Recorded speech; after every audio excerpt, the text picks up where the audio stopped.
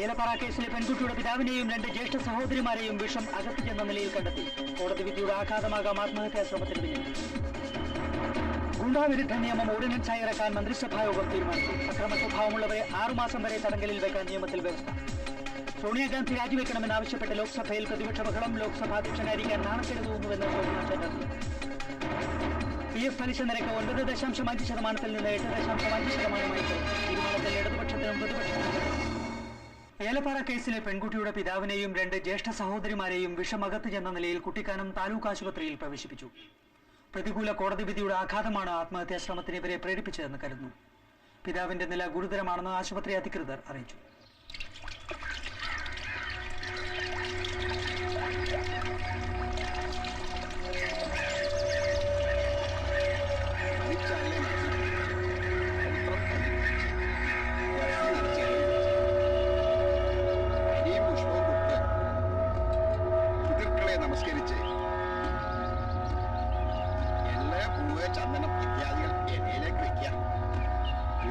ചെലയിൽ വെച്ച് ഇല മടക്കി 3 പ്രാവശ്യം തലയ്ക്കൊഴിഞ്ഞ് നമസ്കരിച്ച് ജലത്തിൽ മുങ്ങുക.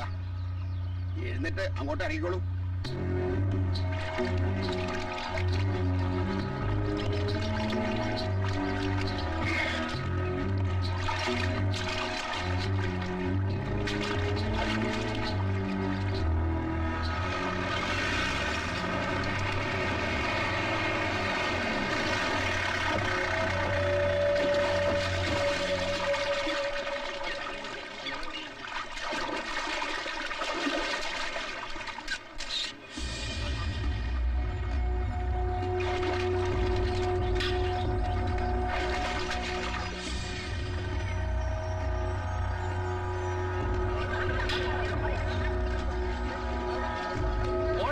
എന്താണ് അഭിപ്രായം?